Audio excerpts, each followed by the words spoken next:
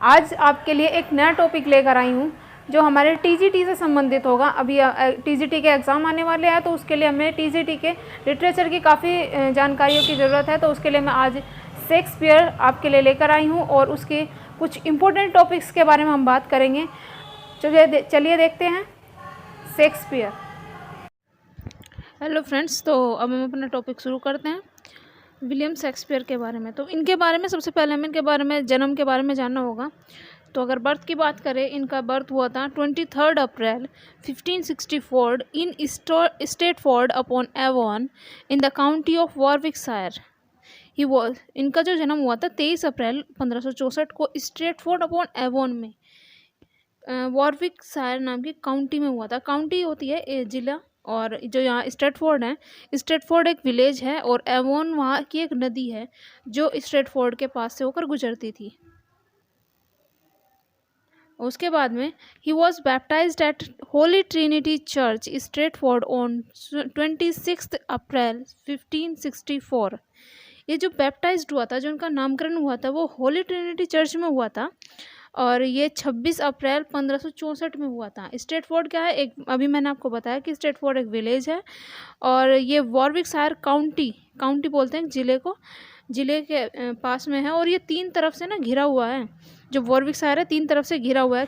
तो ये 3 तरफ से घिरा हुआ था। इसमें से ये एक तरफ से फॉरेस्ट ऑफ आर्डन से घिरा था, तो दूसरी तरफ से ये कैसल ऑफ वॉरविक से घिरा हुआ था, तीसरी तरफ से कैसल ऑफ किलकोमैन से घिरा हुआ था। तो ये 3 साइड से क्या था, जो वॉरविकशायर था वो घिरा हुआ था।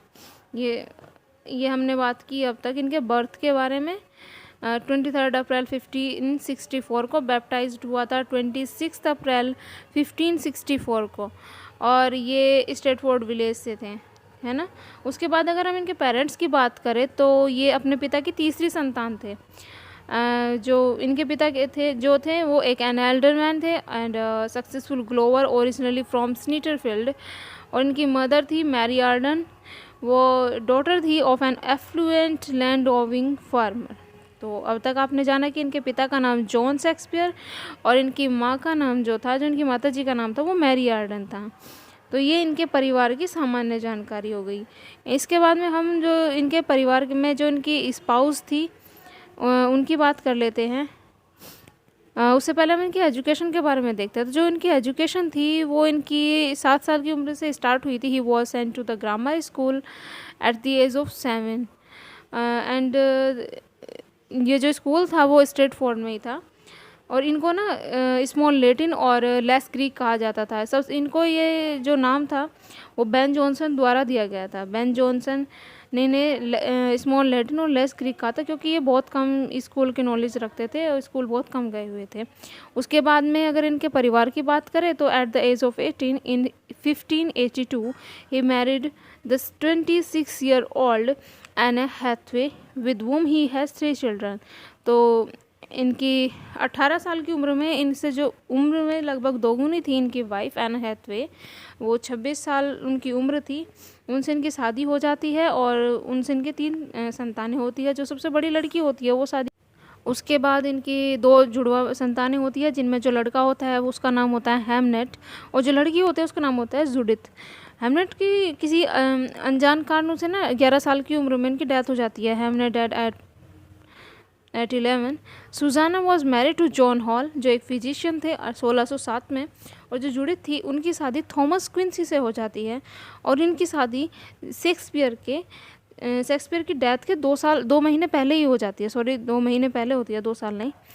और फिर उनकी जो अगर हम शेक्सपियर की डेथ के बारे में बात करें तो वो डेथ इनकी 23 अप्रैल 1616 में 52 साल की उम्र में होती है। He died on 23 April 1616 at the age of 52 in Stratford. He was buried at the chancel of the Holy Trinity Church 2 days after his death. उनका जो दफनाया गया था, उनका जो संस्कार किया गया था वो भी होली ट्रिनिटी। तो जो इनको बैप्टाइजेशन हुआ था और जो इनका बरिड इन दोनों ही जगह में जो था वो होली ट्रिनिटी चर्च में हुआ था, और ये डेथ के 2 दिन बाद दफनाए गए थे। उसके बाद में द एपिटाफ, उनकी एपिटाफ पर लिखी हुई जो लाइन है वो काफ़ी इंपॉर्टेंट है, कई बार पूछ ली जाती है, तो उसे ज़रा ध्यान से सुनिए या फिर उसे नोट कर लीजिए तो बेहतर होगा। Good friends For Jesus' sake forbear to dig the dust and closed here. To dig the dust and closed here. Blessed the man that spare these stones, and crushed be he that moves my bone. ये बहुत important line है दोस्तों, इसे ज़रूर note down कर लीजिए, ये कई बार पूछी भी जा चुकी है। ये बहुत इंपॉर्टेंट लाइन है, और ये जो लाइन्स है वो द टेम्पेस्ट से लिखी आई है ना। तो ये टेम्पेस्ट में प्रॉस्पेरो की लाइन्स हैं, ये भी आपको ध्यान होना काफ़ी ज़रूरी है। उसके बाद में हम जो आगे इसके बारे में, अब आगे हमें ये देखना है इनके शेक्सपियर्स के बारे में ना, इनके कुछ प्लेज में ओरिजिनल प्लॉट्स हैं। तो ये कई बार पूछे जा चुके हैं कि इनके ओरिजिनल प्लॉट्स किन किन वर्क में है। तो इनके 4 वर्क में ना ओरिजिनल प्लॉट्स हैं। कौन कौन से वर्क हैं? पहला है loves labours lost, and the second is A Midsummer Night's Dream, the third The Merry Wives of Windsor, और जो लास्ट है वो है The Tempest। ये इनके ओरिजिनल प्लॉट्स में है। 2021 में ये टीजीटी में पूछा जा चुका है कि ओरिजिनल प्लॉट्स किस में है। उसके बाद में इनकी 4 ग्रेट ट्रेजेडी आती है, और 4 ग्रेट ट्रेजेडी को हम होकम नाम से जानते हैं, क्योंकि एक हैमलेट है, दूसरी ओथेलो, तीसरी किंग लियर, और 4th नंबर पर आती है इनकी मैकबेथ। तो अगर हम इनका फर्स्ट लेटर देखें तो होकम के हिसाब से तो हैमलेट का H, ओथेलो का O, किंग लियर का K और मैकबेथ का M। तो ये 4 हम इस तरह से याद कर सकते हैं कि इन 4 जो ये ट्रेजेडी है वो होकम है। अगर इनकी ग्रेट ट्रेजेडी, उसके बाद इनकी 4 ग्रेट ट्रेजेडी आती है। 4 ग्रेट ट्रेजेडी हम देख चुके हैं, होकम होती है, Hamlet, Othello, King Lear, Macbeth. फिर उसके बाद में 4 ग्रेट कॉमेडी आती है।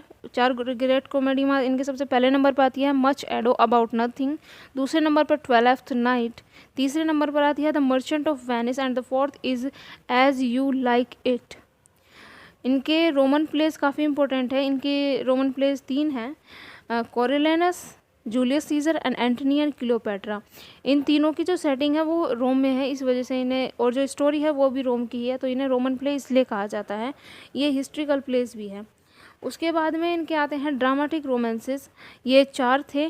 ट्रेजी कॉमेडीज़ भी कहा जाता है इनको, और ये इनके लास्ट वर्क भी थे।